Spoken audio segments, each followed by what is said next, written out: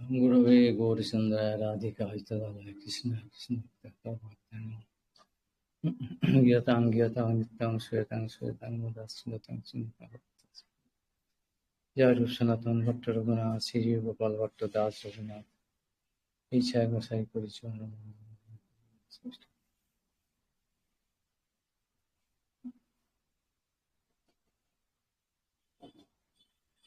আচ্ছা, আজকে 17 মে 2026। আজ থেকে আমাদের এবারে পুরুষোত্তম ব্রত আরম্ভ হচ্ছে। যদিও পুরুষোত্তম ব্রত সম্বন্ধে আগে কিছু অনেক বলা হয়েছে, তো একটু আজকে যখন এই দিনের দিন যখন হয়ে গেল, শুরুর দিন তো আজকে কিছু কথা বলা দরকার তো নাকি, কিছু একটু বলা দরকার, যদিও বলা হয়েছে অনেক কিছু। আচ্ছা, প্রথম কথা, আমাদের সব ব্রত মানেই দেখো, কিছু ব্রত হলেই কি প্রশ্ন করে, কি জানতে চায়, এটা চলে প্রভু, এটা চলবে, এটা চলবে না, এটা খালি কি চলবে আর কি চলবে না, এটাই তো ব্রত মানে, তাই তো? চলবে আর চলবে না, চালাতে হবে, শুধু চালাবার ব্যাপার, শুধু এইটাই তো শুধুমাত্র ব্রত ভাবি আমরা। যাই হোক, আজকে সেসব চলাচলি ব্যাপার নয়, সেই পুরুষোত্তম ব্রত আর কার্তিক ব্রত নিয়ম কানুন একই প্রায়। আসল কথা হচ্ছে ব্রতটা কি।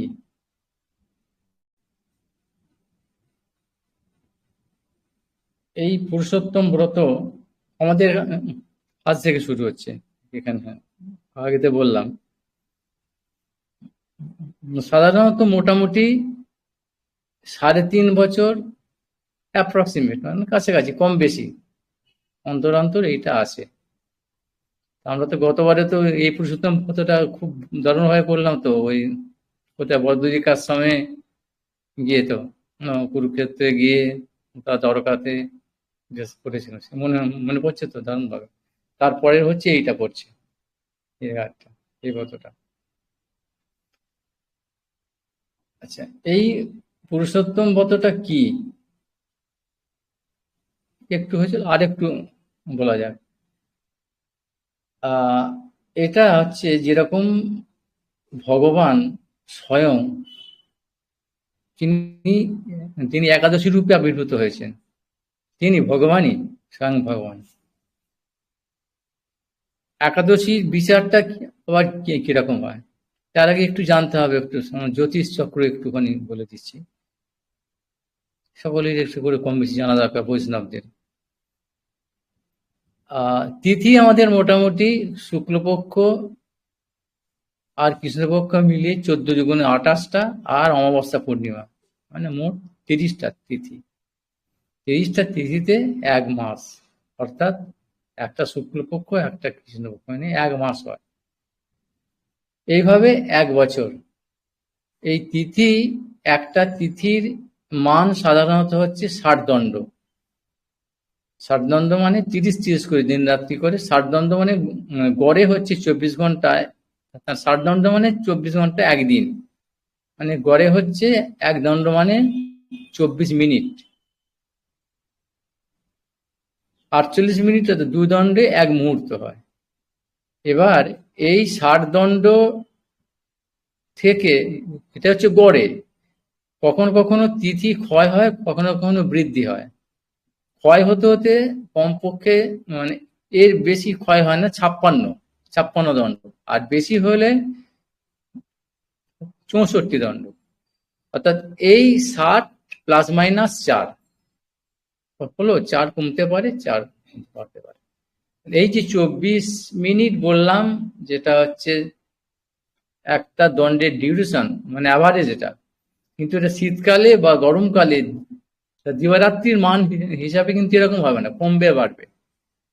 আচ্ছা, এই হলো। এবার এই 60 দণ্ড থেকে যখনই কোনো তিথি বেশি হয়ে যাবে, তখন তাকে বলা হচ্ছে তিথি বৃদ্ধি।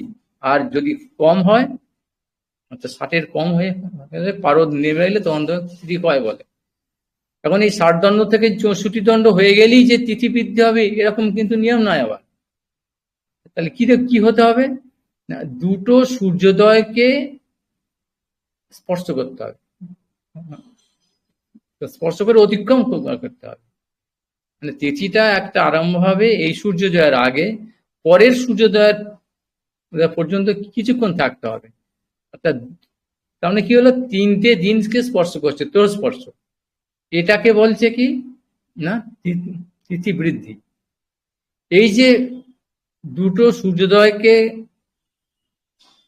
ক্রস মানে অতিক্রম করে যেটুকু সময়টা বেশি হলো, যেমন সূর্যোদয় হচ্ছে 6টায়, আজকে কালকে রোজ 6টায় হচ্ছে, যেমন 5টা 55-তে আজকে সূর্যোদয় হয়েছে, কালকে 6টা 10 পর্যন্ত একটা তিথি থাকছে। তা তেমনি কি হলো, 5টা 55 মানে 5 মিনিট আগে আরম্ভ হয়েছে, আর 6টা 10 মানে 10 মিনিট বেশি হচ্ছে আরো। এই যে 10 মিনিটটা যে বেশি পরের দিনটা, এর নাম হচ্ছে কি না তিথি মল। মল মানে অবশ্যই আমাদের বাঙালিরা জানে মল কাকে বলে, আমি আর বলছি না। এই অমল বিমল কমল নয়, এই অ ব কটা বাদ দিয়ে দিলে যা হয় সেই সেই সেই মল মানে সেই মানে নোংরা মল। সেই জন্য এই তিথি মলটা গ্রাহ্য নয়, এটা নোংরা জিনিস বলে কেউ নিতে চায় না। ওই দিনটা ভালো নয়, সে তোষপর্শ মানে পরের দিনটা খারাপ। কিন্তু একটা এমন ব্যাপার হচ্ছে যে শুধুমাত্র এই এক্সেপশন ব্যতিক্রম হচ্ছে কিনা, একাদশীর যে তিথিমলটা সর্বাদরণীয়, সবাই আদর করে, সর্বপূজ্য, সর্বগ্রাহ্য। একাদশীর যে তিথিমলটা যেটা বৃদ্ধি হচ্ছে, একাদশীর ক্ষেত্রে শুধুমাত্র এটা প্রযোজ্য। এরকম একাদশীর ক্ষেত্রে সেরকম কি বললাম, তার মানে নিয়ম যেগুলো আছে, এইটাই যে আমার পয়েন্টটা হচ্ছে, সাধারণ মানুষের এই নিয়মটা জানলো এইভাবে হয়, কিন্তু বিশেষ একটা সাধারণ একটা বিশেষ, এই বিশেষগুলো বেশিরভাগই জানে না। এইটার জন্যই যারা আধিকারিক অর্থাৎ পণ্ডিত বৈষ্ণব যারা এইগুলো জানেন, যাতে অধিকার আছে, তাদের কাছে জানতে হয়, সিদ্ধান্তগুলো জানতে হয়। এখন কেন এই কথাটা বললাম, এবার এই একাদশী হচ্ছে কি মাসে দুটো করে হচ্ছে, একটা পক্ষে একটা একাদশী। আর যখন আবার এই শুদ্ধ একাদশী বললাম, শুদ্ধ একাদশী যখন হচ্ছে, তখন যদি মহাদ্বাদশী বলে একটা কথা আছে, মহাদ্বাদশী লক্ষণ হয়, তখন সেই মহাদ্বাদশীটাকেই পালন করতে হয় শুদ্ধ একাদশীকে বাদ দিয়ে। এটাও একটা বিশেষ একটা নিয়ম। এইসব বিশেষ গুণ আমি বলতে চাচ্ছি আজকে। কেন বলছি সেটা আসতে পারি, এর সঙ্গে সম্পর্ক আছে। এই যে হিসেবগুলো, একাদশী চাইতেও মহাদ্বাদশী পূজ্য বা গুরুত্বপূর্ণ। আবার দুটো করে প্রতি মাসে হচ্ছে, কিন্তু এই মহাদ্বাদশী আরো কম, এই জন্যে বিরল বলে তার দামটা বেশি। আগে বলেছি যে জিনিসটা বিরল, সবার হাতে নেই, এটা হচ্ছে ব্যতিক্রম, দাম বেশি। আচ্ছা, এবার সে কার্তিক মাসে যেরকম, কার্তিক মাসও স্বয়ং ভগবান বলেছেন, এই যে একাদশী বা মহাদ্বাদশী যেরকম স্বয়ং ভগবান তিনি হয়েছেন। এই গল্পটা আলাদা সকলেই জানে, সেজন্য আমি আর বলছি না যে কিভাবে হয়েছে, ওইসব সবাই উনি পড়ে খালি বত মাহাত্ম, হলো আমাদের দরকার নেই। আচ্ছা, এবার কার্তিক মাসও আমরা জানি যে ভগবানের প্রিয়, তিনি স্বয়ং হচ্ছে, যে কার্তিক মাসটাও এইভাবে পূজ্য বা আদরণীয়। এটা বছরে একবার হয়। আবার এই কার্তিক মাসের মতোই এই পুরুষোত্তম মাস তিনি স্বয়ং, এটা আরো আদরণীয় হওয়া উচিত। কেন? এটা আরো বিরল।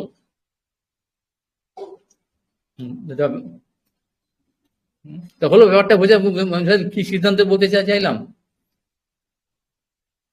প্রথম থেকে, যদি প্রত্যেকটা পয়েন্ট কি পারে বলতে।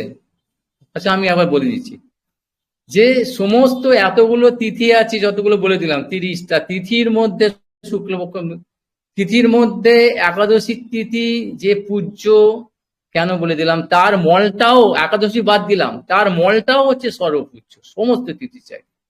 সে একাদশীর চাইতেও মহাদ্বাদশী আরো বিরল বলে। সে মহাদ্বাদশী একাদশীর চাইতে আবার কি কার্তিক মাস আরো বেশি, কার্তিক মাসের চাইতে আরো বিরল হচ্ছে কি এই পুরুষোত্তম মাস। এবার কেন আমরা একাদশীটা কার্তিক মাসটা আমরা সবাই জানি, প্রতি বছর করি, প্রতি মাসে দুবার করে একাদশী করি, সবাই জানি। এখন পুরুষোত্তম মাসটা কেন কিভাবে হচ্ছে আগে জানলি এটা এটা বলা যাবে।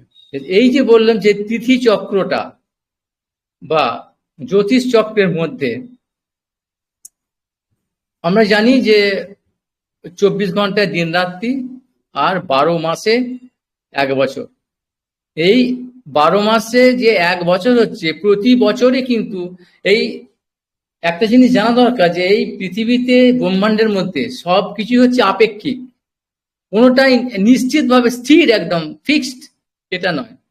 এ সমস্ত বিজ্ঞানীরা, জড়ীয় বিজ্ঞানীরা তারাও স্বীকার করছে, আমাদের শাস্ত্রে বলেছে, শাস্ত্রে যে কোনো অপ্রাকৃত তত্ত্বগুলো বলেছে ওগুলো ফিক্সড একদম, যার জন্য এদের মাথাতে ঢোকে না।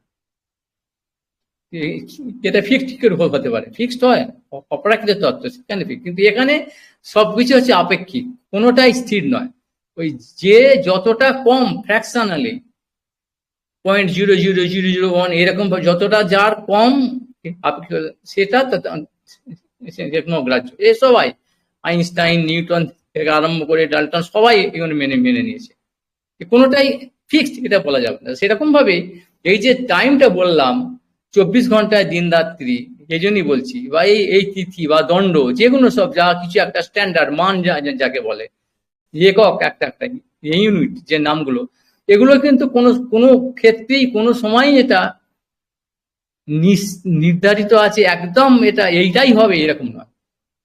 অনন্ত কোটি এই পৃথিবীর বয়স এটা ঘুরছে, এই ঘুরতে ঘুরতে একটুখানি সরে যাবে, কম হবে, কম বেশি হবেই হবে। সেই জন্য আপেক্ষিক না অ্যাপ্রক্সিমেট না মোটামুটি ভাবে এই হিসাবে বলা হয়।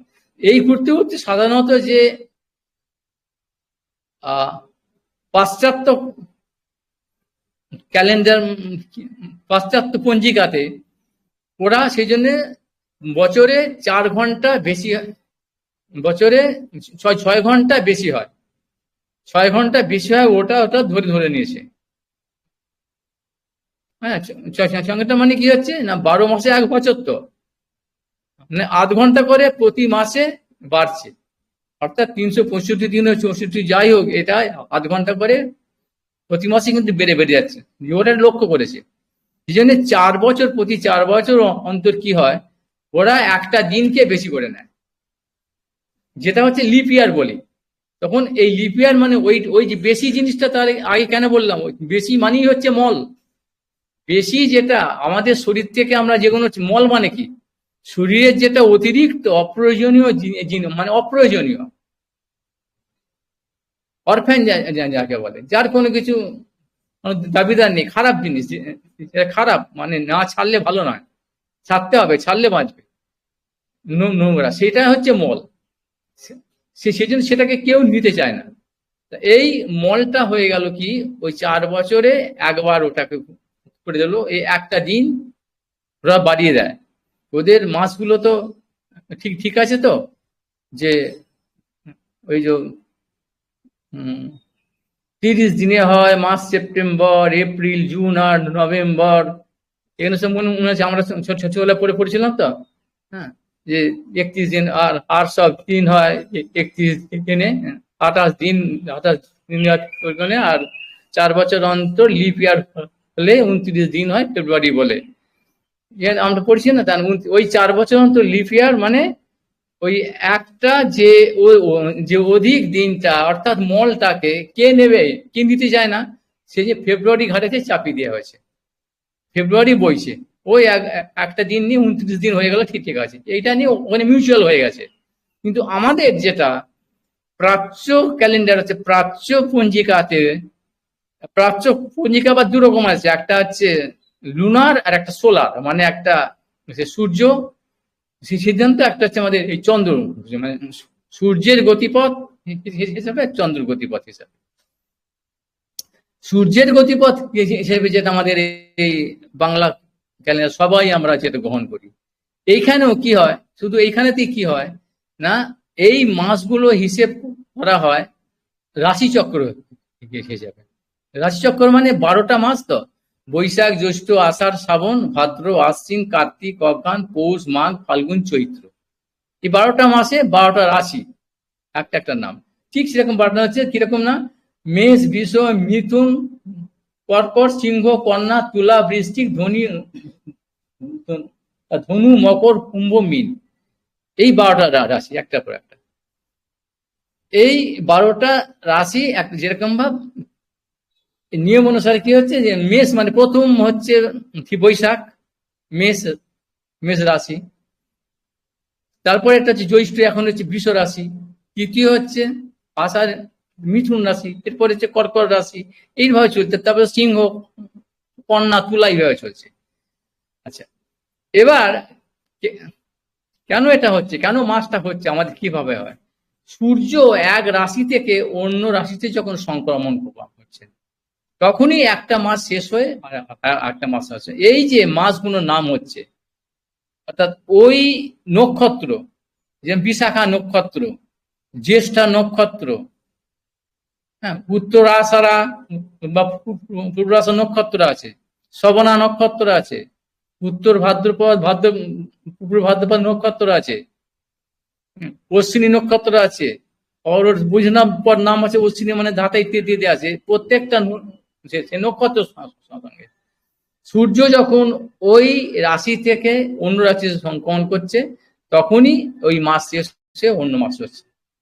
তা হলো এটা বোঝা, মোটামুটি বোঝা একবারে হবে না, এটা জানতে হবে। খুব ইন্টারেস্টিং জিনিস এগুলো, যদি একটুখানি জানতে হবে একটু এগুলো, নাহলে কেন হচ্ছে ওই ওই করে ওইরকম খালি কি খেতে আছে আর কি কি চলে আর কি চলে না, শুধু এটা নয়। এবার ওই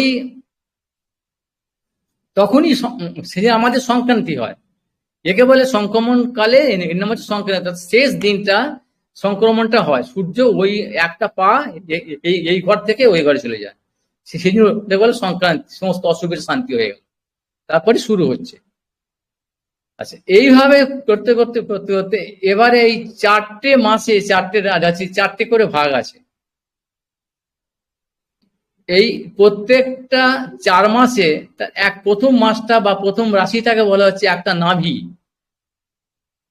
ভগবানের যে ভগবানের একটা নাম হচ্ছে তৃণাভ, 3টে নাভি, অর্থাৎ প্রথম যেটা বৈশাখ মাসে, যেটা কি মেষ রাশি, এই মেষ একটা, আর একটা হচ্ছে পঞ্চম হচ্ছে সিংহ মানে ভাদ্র মাস, আর একটা পৌষ হচ্ছে ধনু রাশি, অর্থাৎ বৈশাখ ভাদ্র আর পৌষ, মানে মেষ সিংহ আর ধনু, এই 3টে রাশিকে হচ্ছে 3টে নাভি, যেরকম শরীর নাভি বলে না, সেই নাভি, এই 3টে 4 মাসের। এই সেদিন ভগবানের এক নাম হচ্ছে মানে তৃণাভ, এই জ্যোতিষ চক্র হিসাবে। আচ্ছা, এবার এই ঘুরতে ঘুরতে চলতে চলতে চলতে চলতে এইখানেও তো বেশি হচ্ছে, বেশি হয়ে যাবে তো, এরকম বললাম বেশি হবে তো, একটা একটা সেই গণনাতে একটু করে দিন তো বাড়বে। প্রতি মাসে সাধারণত কি হয়, 2টো একাদশী, একটা অমাবস্যা, একটা পূর্ণিমা, এরম হয়তো। কিন্তু যখনই যে মাসেতে 2টো অমাবস্যা হয়ে যাবে, তখনই ওই মাসটাকে বলা হচ্ছে কি না, কি ওইটা মল, মানে বেশি অধিক। আমি খুব কম করে বলছি এগুলো, যারা জানে না বুঝতে মাথায় কি কি বলছে বাবা, ওতে কোনো আনন্দ হবে না, এই আমাদের কি হবে, কিন্তু কি হবে সবটাই হবে। যাই হোক, যার ভালো ভালো লাগবে লাগবে, এখন এটা দরকার আছে জানাটা। আচ্ছা, এই যে এবার ওই ঘুরতে ঘুরতে রাশিচক্র হিসাবেতে যখনই ওই বেশি হয়ে গেল, অর্থাৎ ওই মাসটা তখন বেশি হয়ে গেল, অর্থাৎ ওই মাসটা 2টো যেই অমাবস্যা হয়ে গেল, তো ওটা মল হয়ে গেল, মানে ওই একটা মাস কি মাসটাই একটা পুরোপুরি মল হয়ে গেল। মল অধিক মাস বল, অধিক অর্থাৎ যেরকম তিথি বৃদ্ধি হলো, মাস বৃদ্ধি হচ্ছে, এরকম বছর বৃদ্ধি হচ্ছে, মাস বৃদ্ধি হয়ে গেল। ওই বৃদ্ধিটাতে হচ্ছে মল তো, সবাই কে নেবে? ওরা বলছে, সবাই বলছে, মাসগুলো বলছে না না না আমাদের দলে নেবো না, আমাদের সংসারে নেবো না, আমাদের মধ্যে নেবো না, কেউ নিতে চাচ্ছে না। না না না না, না না, ও আমাদের সঙ্গে থাকবে না। এখন সে যাবে কোথায়? ওই মাসটা তাহলে অধিক মাসটা যাবে কোথায়? বছরটা তো এই যে সাইক্লিক, এই যে স্প্যানটাকে চালাতে, ডিউরেশনটাকে চালাতে হবে তো, যাবে কোথায়? কেউ নিতে যায় না, কোনো দেবদেবী নিতে চাচ্ছে না, কেউ নয়। সবার কাছে গেল এই মাসটা, অধিক মাসটা, যাকে সবাই বলছে মল, না তুমি মল, ওই ছি ছি ছি ছি ছি ছি, যাও যাও যাও যাও। তখন সে কান্নাকাটি করছে, আমি আমি যাবো কোথায়? আমার তো জায়গা চাই। যখন আমরা এখানে কেউ একটা আবির্ভূত, কেউ যখন এসেছে, তার তো থাকতে একটা জায়গা চাই, পশু পাখি যে কোনো কিছু, সবাই তারা তারা সে যা যাবে কোথায়? জায়গা তো চাইতে কিছু, ভালো হোক মন্দ হোক। তখন এ কি করবে? তখন বাধ্য হয়ে এই মাস তখন গেল ভগবানের কাছে, সবাই বললো ওখানে যাও, ভগবানের কাছে গেল। তখন ভগবান মুস্কি হেসে বলল, আচ্ছা আচ্ছা ঠিক আছে ঠিক আছে, আমি স্বয়ং হয়ে যাচ্ছি ওটা, তুমি আমার সঙ্গে চলে এসো, ব্যাস। ভগবান স্বয়ং হয়ে গেলেন, স্বয়ং ভগবান। আবার এবার তখন তো সবাই কি তখন তো পুজো করতে আরম্ভ করে দিয়েছে। ঠিক যেরকম এই ক্ষমতা যার কাছে আছে, এতদিন তো এই এই কদিন কদিন আগে তো আমাদের এখানে তারকা রাক্ষসীর রাজত্ব চলছিল। তারকা রাক্ষসীর ভয়ে সবাই আমরা অতিষ্ঠ হয়েছিলাম, অতিষ্ঠ একেবারে, প্রাণ যায় যায়। আর ঘৃণা, সকলের ঘৃণা তারকা রাক্ষসী, কিন্তু কিছু করতে পারছে না, ভয়। আর যখনই সেটা তারকা রাক্ষসী যখন বদলে গেল, তার মুজড়ে দিল তখন এবারে তার সিস্টেমেতে, তখন এবার দেখো মানুষের কিরকম আনন্দ, সব দিকে সব দিকে। আমি কলকাতা ঘুরে এলাম রিসেন্টলি, এখন সত্যি সত্যি একদম ফুরফুরে হাওয়া, কোনো ভয় আতঙ্ক নেই, সব জায়গায় ফাঁকা, একদম সিস্টেমে আইনগত ভাবে চলছে সব জায়গায়, একটা সবাই একটা আনন্দে একটা। এবার যিনি এসছেন সেখানে সেই মানে পুরো উল্টো হয়ে গেল, ঘৃণার বদলে তাকে সবাই প্রণাম করছে, ভালোবাসছে, শ্রদ্ধা করছে, ভক্তি করছে, হ্যাঁ আনন্দ, মানে প্রাণ ফিরে গেল। ঠিক এটা উল্টো হয়ে গেল এখানেও সেই সেই কেসটা। এই পুরুষোত্তম ভগবান পুরুষোত্তম যখনই তাকে যখন নিয়ে নিলেন, তখনই তিনি হয়ে গেলেন কি, এই মলমাসটার নাম হয়ে গেল কি না পুরুষোত্তম হলো। সেই জন্যে এই যে বললাম আগে কথা বললাম, তাহলে কেন কেন বললাম বোঝা গেল তো, আমি ফালতু বলছিলাম কিনা এবার বোঝা যাচ্ছে তো? একাদশী কথাটা দিয়ে কেন বলে, স্টেপ বাই স্টেপ কেন বলে গেলাম, এই জন্যে এর এত দাম। স্বয়ং ভগবান এইটা হয়েছেন বলে, এইটা স্বয়ং ভগবান। এখন সামান্য আর বিশেষ বললাম কেন, ওই যে নীতিগুলো নিয়মগুলো কেন কেন বললাম, এই যে একাদশী যে নিয়ম বিচার গুণ মহাদ্বাদশী কেন কেন বললাম, সাধারণ মানুষ শুধু এই এম চলছে তো আছে, এই তো আরে বাবা এই মাস হয় চলে, মনে হয় এই 12 মাসে 1 বছর, এই দুটো হয়ে গেল ব্যাস, এইটুকুই মাত্র, এর বেশি ওরা নিতে চায় না। ভোগে ব্যস্ত, ভোগ কুকুর শিয়ালের মতো, এগুলো চিন্তা করতে পারে না। সেই জন্য সামান্য লোকের কাছে তারা এটা, তার মানে মল তো সবাই দেখো সব মলমাসই বলে, মলমাস মল, মল, আচ্ছা আচ্ছা আচ্ছা, এ মাসে কোনো কোনো কোনো কাজ করতে নেই, কোনো ভালো না না না না না। বিশেষ করে বিয়েটা তো নয়, ওইটাই সবচাইতে সব নোংরা কাজ, যেটা সবচাইতে যেটা কামের যে ব্যাপার, ঘৃণ্য ব্যাপার, সেই তারাই আবার বলছে এই এটা বলছে না না ওটা হবে না, ওটা হবে না। যদি আমাদের কাম ভোগটা নষ্ট হয়ে যায়, সব বন্ধ এই মাসে। তাহলে এই সামান্য জাতির জন্য, জাতি মানে বললে, জাতি মানে কোনো গরুর জাতি, মনুষ্য জাতি, সবার জাতি মানে কোনো অন্য কোনো বাউন পায় না, এই এদের জন্যে এই বিচারটা। আর আমি আরো এর বিচারে আসছি পরে, সবটা শুনতে হবে তো। তবে আর বিশেষ যারা, যাদের মাথা ঠান্ডা, অনেক দূরদৃষ্টি আছে, গভীরতা আছে, তাদের কাছে ওই বিশেষ বিচারটা, তারা এইটা জানেন শুধুমাত্র। কি ব্যাপারটা হলো, কেন এটা হচ্ছে, এই জেনে, ও এইরকম ব্যাপার, এটা মহামূল্যবান সম্পত্তি।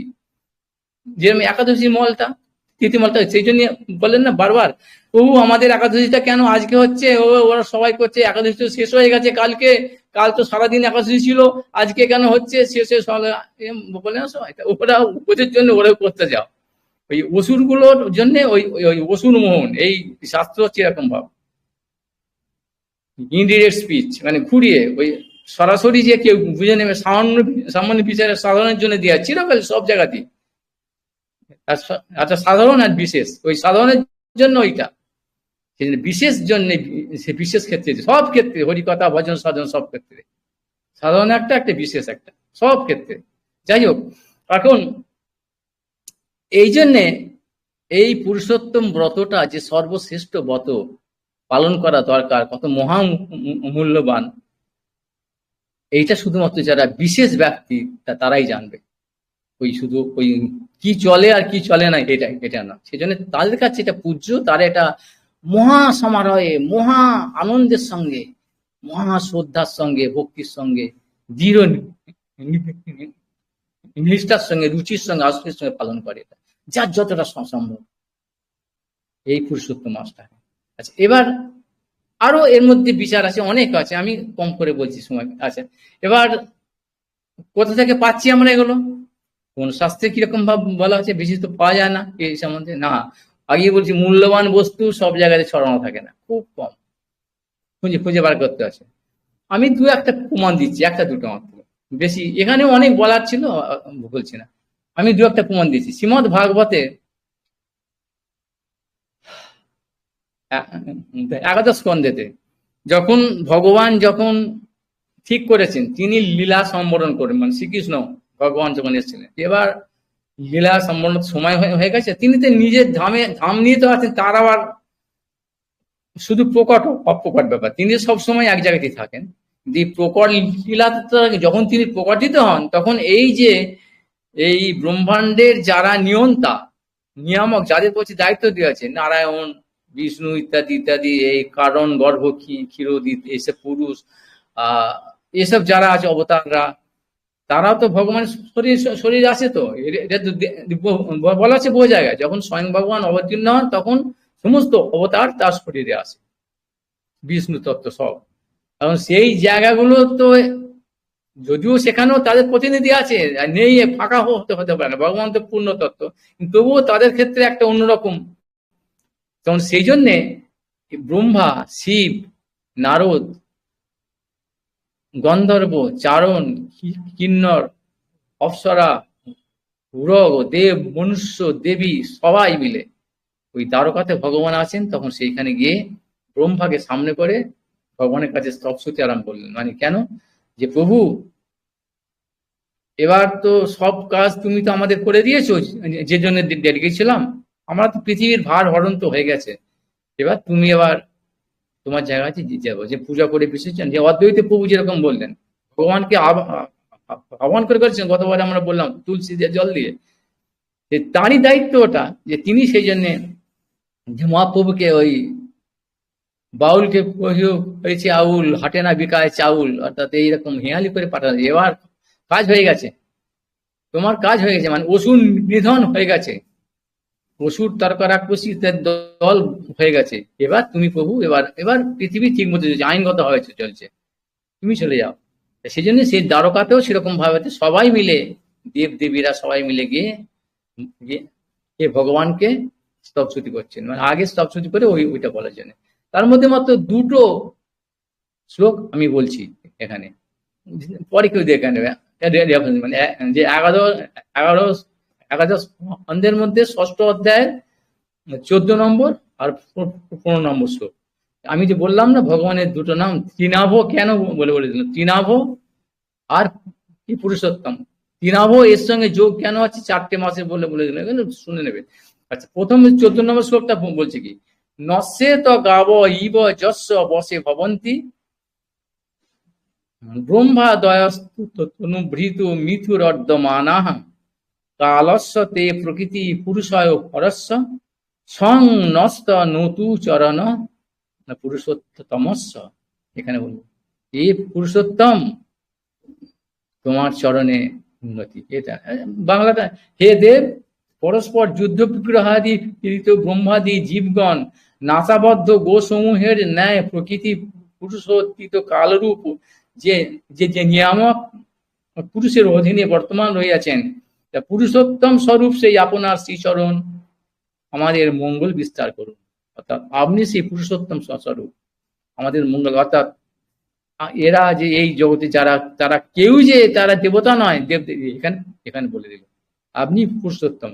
এবার পুরুষোত্তম আরো ব্যাখ্যা আছে অনেক, আমি এর পরের শ্লোকে বলছে 15 নম্বর, অশ্যাসী হেতু হৃদয় স্থিতি সংযমানামব্যক্ত জীব মহতাপ তাতামপি কালমাউ স্বয়ং স্বয়ং তৃণাভি, এই যেখানে বললো তৃণাভ, তৃণাভি রখিলা পচয়ে প্রবৃত্ত কালো গভীর রয় উত্তম পুরুষোত্তম। এখানে উত্তম পুরুষ মানে উল্টো বলে দেয়, পুরুষোত্তম মানে কি পুরুষ উত্তম, দুটো শব্দ উত্তম পুরুষ, এখানে যে পুরুষোত্তম থেকে উল্টে দিল বললো ওখানে, আর কি তৃণাভ বললো দুটো। আর বাংলাটা কি বলছে না, হে প্রভু শ্রুতিগণ আপনাকে প্রকৃতি পুরুষ এবং মহত্তত্ত্বের ওই নিয়ামক উপলিয়া কীর্তন করিয়া থাকেন, অতএব আপনি এই জগতের সৃষ্টি স্থিতি সংহারের কারণ স্বরূপ।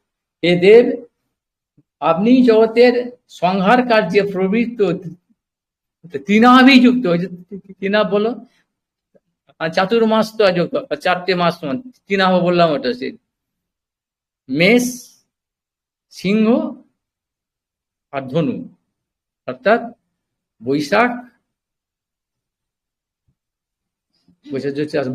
ভাদ্র আর পৌষ, এই 4 মাস 4টে নেবে। তৃণাভিযুক্ত সংবৎসরা আত্মক মহাবেগশালী কালস্বরূপ, সুতরাং আপনি পুরুষোত্তম।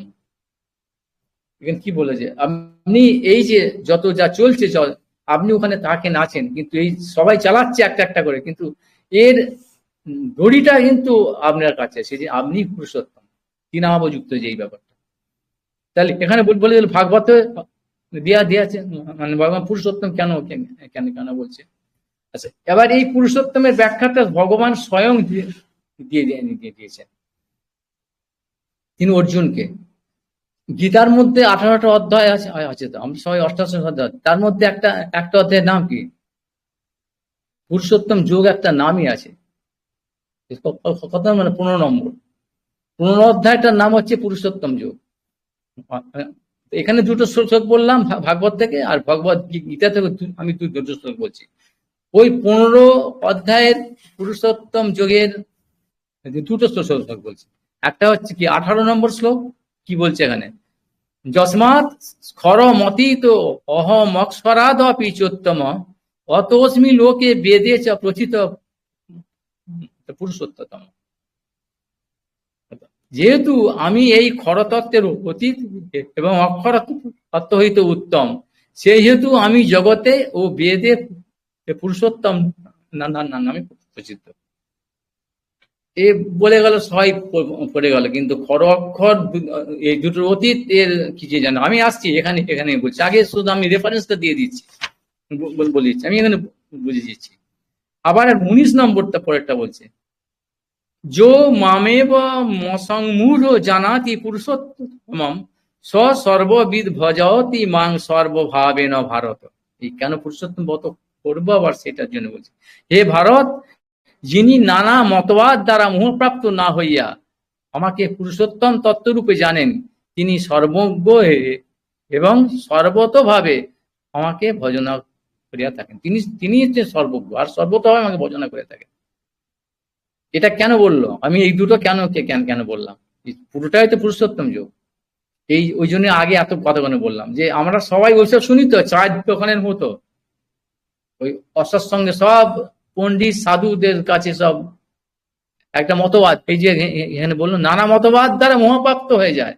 এই একটা বলছে ওই মহারাজ কিছু জানে না, ওই মঠটি ওরা কি জানে না, ওরা জানে, ওরা বলেছে, বাবা ওরা বলছে, ওই মহারাজ বাবা ওরা জানে, মানে ওই আমরা নিজের থেকে একটা এরকম আরোপ করে দিলাম, ও বলেছে, মানে এইসব মতবাদ এ বলছে। এই নানা মতবাদ দুষ্ট হয়ে এরা কি করে না, আমাকে তারা পুরুষোত্তম তত্ত্বরূপে জানে না। ওই এই পুরুষোত্তম এই খেতে নেই করে বাঁচবে, এসব ঠিক কে ধার ধারে।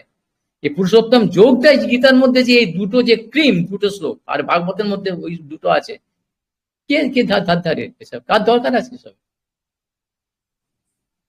বাস্তব না নাকি, বাস্তব সত্যি কেন, কিন্তু যদি মাথা থাকে একটু বুঝে থাকে একটু বুঝে নেবে। ওই সব সমানে ও বলছে এই ওইসব নানা মতবাদ ওইসব করে দেয়, সেই জন্য ওদের কিছু ওরা আমাকে জানো না পুরুষোত্তম পুরুষোত্তম বলে, আর আমার ভজনও জানে না কি ভজন করতে, কি করবে ওরা। আচ্ছা, এবার এখানে আগেরটা যে যে বলল যে 18 নম্বর শ্লোকটা, যে আমি কিরকম না, যস্মাৎ খর মতীত অহম অক্ষরাদ পিচোত্তম, যে যখন আমি খরও নয়, খরের অতীত, আবার অক্ষরেরও অতীত, তা কি আমি উত্তম, এই দুটোর উত্তম হচ্ছে আছে, সেই জন্যে অতস্মি, সেই জন্য লোকে বেদে, তো লোকে মানে কেমন, এই লোক এসব লোক নাকি, লোক মানে ভূলোক, দুলোক, গোলোক, শিবলোক, ব্রহ্মলোক, ধ্রুবলোক, যত লোক আছে, যত লোক, সেই লোকে মানে এইখানে সেটা বললো। আর বেদে, আর বেদ মানে বেদ পুরাণ সমস্ততে, লোকে বেদে চ মানে লোকে, এই লোকেরাও যেখানে বাস করে সেই সমস্ত বাসিন্দারা, দেব দেবী সবাই, আর বেদে আর সমস্ত শাস্ত্র কিনে পতিত পুরুষোত্তম, তারা আমাকে পুরুষোত্তম বলে আমাকে মানে। মুচকে হেসে ভগবান বলছো, তোমাকে তো পুরুষোত্তম বলে এরা বলছে বেদে আর লোকে, আর তাতে কি কি হলো, তাতে তা কি হলো, তাহলে আর সব কেন কেন কেন তারা হচ্ছে, সেদিনে পরে বললো যে এই, আর সবাই জানে না, কেন না তারাই নানা মতবাদ দুষ্ট, অর্থাৎ অপরিপক্ক অনধিকারী ব্যক্তিরা, তারা এইসব বা ওই সাধু সেজে, ওই গুরু সেজে, মহারাজ সেজে, তারা এইসব ধার ধারে না, অন্য উদ্দেশ্য অন্যাবিলাস নিয়ে তারা এসবের ধার ধারে না। তারা নানা রকম মতবাদ, তারা নিজের অভিমানটা, পদের অভিমানে কেউ কিছু বলে দিলে, জানে না এসব, অন্য কিছু বলে মতবাদ দিয়ে দিলে, এইটা এটা এটা ওটা তার মতো, এই নিয়ে মানুষের, তাদের মঙ্গল হয় না, পরন্তু তাদের অমঙ্গল হয়। সেই জন্য বলে দিল যে এইভাবে তারা কেউ আমাকে জানতে পারে না, যে আমি যে পুরুষোত্তম, যে আমি সবের ভজনীয় আদরণীয়, জানে না। আচ্ছা, এখন তার খরেরও অতীত আর অক্ষরেরও অতীত মানেটা কি বললো, খর অক্ষরটা কি, খর মানে যেটা ক্ষয়শীল, তাকে বলে খর, আর অক্ষর যেটা স্থির, কুটস্থ, নিত্য, স্থিত, কখনো নড়ে না, না নড়া যায় না। অর্থাৎ একটা প্রাকৃত অপ্রাকৃত বলে দিলাম, এই ক্ষেত্রেও আছে একটা, আর একটা হচ্ছে এখানে চেতনের সম্বন্ধে বলছে। খর মানে কি হচ্ছে জীব তত্ত্ব, জীব, জীব কি কিরকম ভাব না, জীব খর, অর্থাৎ তার এই চ্যুত হওয়ার যোগ্যতাটা আছে। জীব যদ্যপি এখানে চেতন সম্বন্ধে বলতে যাচ্ছে, যেহেতু তার তুলনা করছে, সমজাতীয় বস্তুর সঙ্গে মাত্র তুলনা হয়, একটা ইট কাঠের সঙ্গে আর একটা প্রাণীর তুলনা হয় না, তাই তো, একটা গাছের পাতার সঙ্গে একটা কম্পিউটারের তুলনা হয় না, একটা পাহাড়ের সঙ্গে আর একটা ওই ভাতের তুলনা হয় না, সমজাতীয় বস্তুর সঙ্গে তুলনা হতে পারে। সেই জন্য ভগবান বলছেন যে আমি খরেরও অতীত আর অক্ষরেরও অতীত, তার মানে ভগবান ভগবত কি সচ্চিদানন্দ, অর্থাৎ সচিত আনন্দময়, চিন্ময়, চিৎ স্বরূপ। তাহলে এখানে খর মানে চিৎ, চিৎ জীব, এই খর শব্দ অর্থ এখানে জীব, জীব তত্ত্বকে বলছে। তাহলে ওই জীব তত্ত্ব, এইখানে এই জগতে দুটো চেতন তত্ত্ব আছে, একটা হচ্ছে জীব, যে খর অর্থাৎ চ্যুত হবার যোগ্য, অর্থাৎ ভোগ বাসনাতে যখনই সে মায়ার কন্ট্যাক্টে, মায়ার সংস্পর্শে আসবে, তখনই সে তার নিজের স্বরূপটা ভুলে গিয়ে, নিজের জায়গাটা ভুলে গিয়ে এইখানে সে বদ্ধ হয়ে যাবে, নিজেকে এরকম ভাববে আর এরকম ভোগ করবে।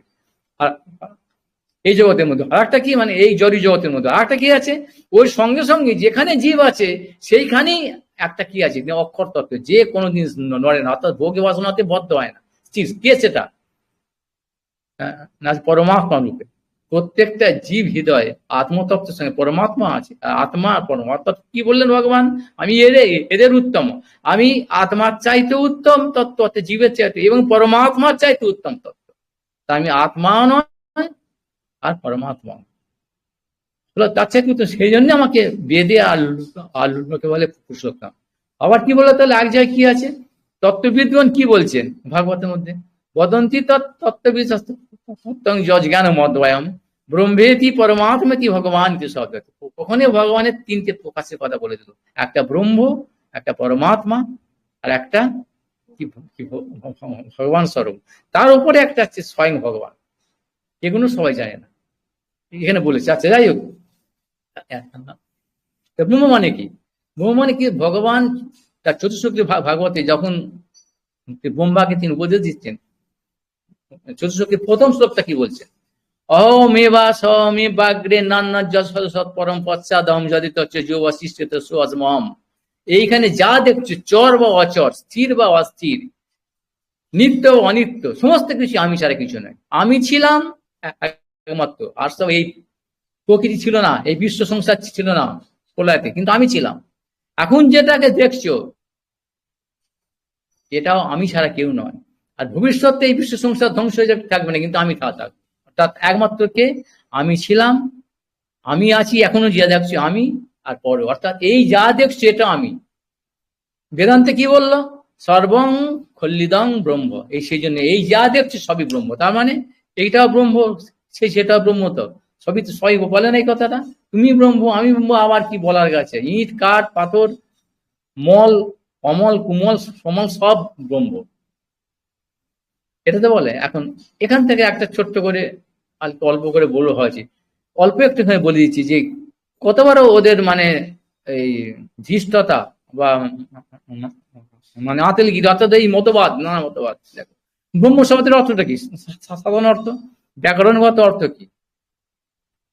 ব্রহ্ম মানে বিং হয়তি ইতি ব্রহ্ম, অর্থাৎ যিনি, যে সবসময় বড়, মানে বৃহৎ, যার কোনো তুলনা নেই, সর্ববৃহৎ, সর্ববৃহৎ, মানে অতিকায়, অশেষ, অনন্ত, বিভু, এর নাম হচ্ছে ব্রহ্ম। এই জড়ীয় জগতে কি আছে? উদাহরণ কি না? আকাশ।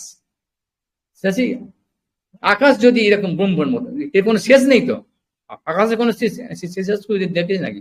কোনো শেষ নেই। তাহলে এই ব্রহ্মস্বরূপ। আচ্ছা, আকাশের একটা গুণ কি? ব্রহ্ম মানে কি? ভগবান তিনি বলছেন তো, সব তিনি ব্রহ্ম, মানে ব্রহ্ম রূপে, পরমাত্মা রূপে, আর ভগবান রূপে তাঁর প্রকাশ। তারপরে স্বয়ং ভগবান তিনি। আর ওখানে বললেন আমি আত্মা নয়, পরমাত্মা নয়, বলে দিল। সেই জন্য এখানে বলছি, এখানে ব্রহ্ম তালে, আবার ব্রহ্ম তালে, তুমি ব্রহ্ম তালে, ব্রহ্ম পরব্রহ্ম তাহলে হচ্ছে, কিন্তু ব্রহ্ম তাহলে কি হবে? কি ব্যাপার? ব্রহ্ম যদি বৃহৎ হয়, তাহলে এই আকাশ বৃহৎ, তাহলে এই আকাশের কি কোন প্রতিবিম্ব আছে? বৃহতের কোন প্রতিবিম্ব হয়? আকাশের প্রতিবিম্ব কি দেখা যায়? হ্যাঁ মশাই, এই তো দেখি জলে তো হয়, দেখি একটা পুকুরে গেলে। হ্যাঁ, গাধা গরুরা বলে তো এটা প্রতিবিম্ব নাকি?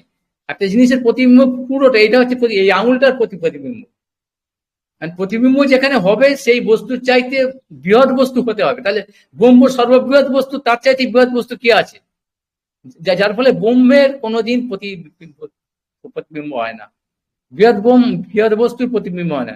যদি আকাশে, তাহলে এই স্থিতি অব তেজ মরুদ বোম, এই পাঁচটার মধ্যে এই আকাশটা হচ্ছে ব্রহ্মস্বরূপ, মানে বৃহৎ অনন্ত। যদি আকাশের প্রতিবিম্ব হয়, তাহলে এই বাতাসের প্রতিবিম্ব হবে।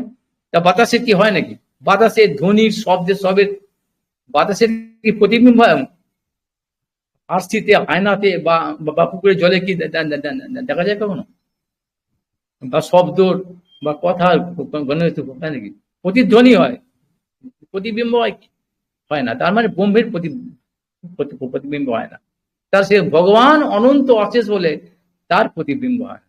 তাহলে এগুলো আমরা কি কি দেখছি না? এইটাই হচ্ছে এই ব্রহ্ম, মানে পরব্রহ্ম ভগবান, তার অনন্ত। অনন্ত মানে কি? শুধু আকারেই না, গুণও অনন্ত, কিন্তু কোনো গুণের তার এখানে প্রকাশ নেই। সেই জন্য এই প্রত্যেকটা জিনিসই ওরকম ভাব হচ্ছে কি না, খর মানে একটা অংশ স্বরূপ, খর মানে ধ্বংসশীল, চ্যুত হয়, ধ্বংস হয়, পরিবর্তনশীল, ওই জন্য হেয়। আর অক্ষর কি না, কখনো পরিবর্তন হয় না, ক্ষয় হয় না, নড়ে না, এক চুলো নড়ে না, স্থির, ধ্রুব, স্থাণু, একভাবে থাকে। তিনি এটাও নয়, তিনি অক্ষরও যদি নন, তারও অতীত, তারও উত্তম। তাহলে এইগুলো যে কর বস্তুকে যারা ব্রহ্ম বলে, তারা হচ্ছে কি গোখর, গরুর মধ্যে গাধা, বোঝায় তাদের কোনো বোধ শোধই নেই তাদের। সেই জন্য এই এত মতবাদ বলে, এই নানা মতবাদে বিভ্রান্ত হয়ে গিয়ে মানুষ তারা এই শাস্ত্র পড়ে, কিন্তু শাস্ত্র ওই সরাসরি একটা যে অর্থ হয় একটা তাদের মতো করে মাথা মতো করে বলে দিলে বাস। সেই জন্য বিশেষ অর্থটা এই সব কিছু সিদ্ধান্ত আসতে তারা পারে না, যার ফলে ওরা আমাকে জানে না, পুরুষোত্তম বলে জানে না, মানেও না। ওই জন্য এটাকে সব সব উল্টো করে দেয়। হলো সে এই খর বস্তু হচ্ছে এটা, মানে ওই ব্রহ্ম বস্তু, চরাচর সমস্ত জায়গাতে ব্রহ্ম ব্রহ্ম মানে আছে। এটার অতীত, এটা হচ্ছে হেয়, এটা সেই ভগবান নয়, অর্থাৎ তারই এরকম যেরকম খর সব তার থেকে, কিন্তু তিনি নয়। কিন্তু জানো এই যে ভগবান বলে দিল অহম এবার সমেব, আমি ছিলাম, আমি এই সবই ভগবান, এখানেই গন্ডগোলটা হয়ে গেল। এইটাই বলে যে এই সবই এরকম ভাব সাধারণ লোকের জন্য তারা এইটাই বুঝে না, এর বেশি বুঝতে পারে, আছে মরে। ওই যে ওদের কথা শুনতে গেলেই একবার বিপদ হয়ে যায় মানুষের, ভাগ্য ছাড়া হয় না সমাজ জিনিস এগুলো। সেই জন্য এইগুলো, এই সিদ্ধান্তগুলো বিশেষ করে শাস্ত্রের মধ্যে দিয়ে দিয়েছে। কেন? এর কারণ দুটো কারণ হচ্ছে, মানে এক হচ্ছে কেন পরোক্ষবাদ, ভগবান বলছে পরোক্ষবাদ আমার প্রিয়, আমার সাধুরা পরোক্ষ ভাবে কথা বলে, সেই জন্য সাধুরা আমার প্রিয়। পরোক্ষ মানে এটা কি, যে সরাসরি না, ঘুরিয়ে বলবে। তার কারণটা কি না, এই অসুর যারা আছে অর্থাৎ কৃষ্ণ বহির্মুখ, ভোগন্মুখ, এরা অসুর, শুধু ভোগ, অর্থাৎ ওই কুকুর শিয়াল ছাগল শরীর তার ভোগ শুধু জানে, এই শরীরটাকে ছাড়তে হবে যে সেটা জানে না। এই ভোগ জানে শুধু ভোগন্মুখী, এরাও একদম অসুর একটা। এদের থেকে এটাকে সরিয়ে রাখার জন্য বা লুকিয়ে রাখার জন্য, কারণ এটা শুধু ভোগ করে, ভগবানকে ভোগ্য বস্তু ভাবে, এটা অসম্ভব ব্যাপার, পারবে না, শুধু ক্ষতি হয় বলে। এখানে হচ্ছে ভগবানের হিংসা নয়, দয়া, এটা দয়া, মায়া দয়া করে, যে ভোগ করতে ক্ষতি দিতে হবে, মরবে ওরা, এইটা একটা। আর একটা যারা ভক্ত, যারা জ্ঞানী, যারা জানে, তাদের উৎকণ্ঠাটা বাড়াবার জন্য, তারা এমন জায়গায় এমন একটা কিছু আছে, এটা আর কি, এরপরে কি, এরপরে আরো জানার জন্য তার উৎকণ্ঠা হবে। এই দুটো হচ্ছে প্রধান, আরো অনেক খাতা কারণ আছে, এখন আমি ছেড়ে দিচ্ছি এখানে তাড়াতাড়ি করে। যে এই জন্যে পরোক্ষবাদ অর্থাৎ ওই সাধারণ একটা বিচার, একটা বিশেষ বিচার, সেই জন্য উত্তম অধম, একটা অধম বিচার, একটা উত্তম বিচার, সেই যে পুরুষোত্তম, সেই উত্তম বিচার অধম বিচারেও সেটাও বিচার, সেটাও শাস্ত্র থেকেই তারাও বলছে, কিন্তু কিভাবে বলছে সেটা তো বলে দিলাম। ওই শাস্ত্রের এই কথাগুলো শুনে ওই বেদবাদ, মতবাদ একটা তাদের মত বলে দিল, ওই যেরকম সেই জন্য রোমহর্ষণ সুশ্রুতকে গলাটা কেটে দিল। তিনি সব জানেন শাস্ত্র, কিন্তু পণ্ডিত হলো কেটে দিল, না এর কথা শোনা যাবে না, এই পুরাণটা এসে বিপদ করে পণ্ডিত, এইসব পণ্ডিত। সেই জন্য কি উগ্র সুশ্রুতকে বলতে বললেন, সেই ভাগবতটা আমরা পড়ছি, এইসব বিচার সর্বত্র আছে, উত্তম আর কথা। সেই জন্য এইখানে বললো ওই হর অর্থাৎ এই সাধারণ জীব নয়।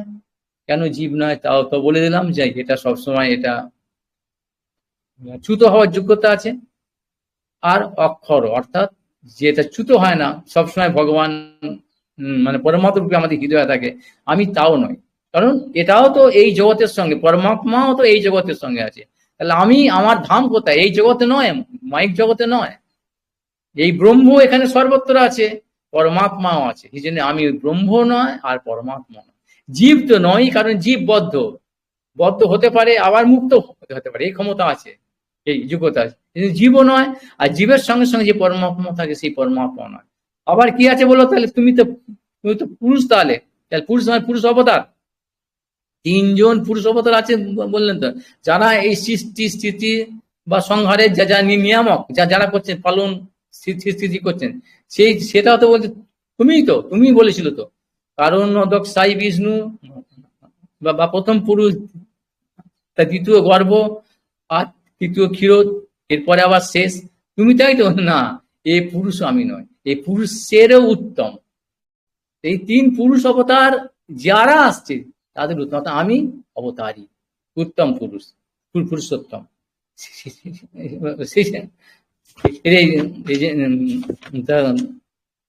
19 নম্বর সেই জন্য বলে দিল, যো মামেব মসংমূঢ় জানাতি পুরুষোত্তমম স সর্ববিদ ভজতি মাং সর্বভাবেন ভারত। যে যিনি আমাকে জানেন যে আমি এই সমস্ত কি ঊর্ধ্বে, সবই আমার জন্যই আছে, আমারই নিয়ন্ত্রণে আছে, কিন্তু আমি এর ঊর্ধ্বে। যিনি জানেন তিনিই হচ্ছেন সর্বজ্ঞ, আর তিনি সর্বতভাবে আমাকে ভজন করেন, তার মঙ্গলে, বাকিদের মঙ্গল, তাদের করতে সাধারণ, ওদের সাধারণ মানে অধম, আর উত্তম বিশেষ। সেই জন্য সেই হিসেবে আমরা এই পুরুষোত্তম ব্রত কিভাবে আমরা করব, কি করব না করবো, আগে সেগুলো বলে দিয়েছি, এক ব্যাপার আছে। আর ওই জ্ঞানে খেতে নেই, খেতে নেই, এই চলে না চলে, ওসব কথা না। এই তত্ত্বটা হচ্ছে পুরুষোত্তম ব্রত মানে এরকম ভাব, এই এত উন্নত তত্ত্ব তিনি স্বয়ং বলেছেন, শাস্ত্র দিয়ে বলেছেন, দেবতারা বলেছেন, বোমবাসী সবাই বলেছেন, প্রত্যেকে এইসব সমস্ত ভাগবত গীতা থেকে আমি বলে দিলাম। এবার যার যা আছে, যে কোন মতবাদটা নেবে, ওই মহারাজ জানে, ওই মঠে কি জানে, সেটা নাও, কোনো ব্যাপার না, এটা আমি বলে দিলাম এখান থেকে। বাঞ্ছা কল্পতরুভ্যস্য কৃপা সিন্ধুভ্যশ্চ পতিতানাং পাবনেভ্যো বৈষ্ণবেভ্যো। যা পুরুষোত্তম ব্রত বিজয়। হরে কৃষ্ণ কৃষ্ণ কৃষ্ণ হরে হরে, হরে রাম রাম রাম।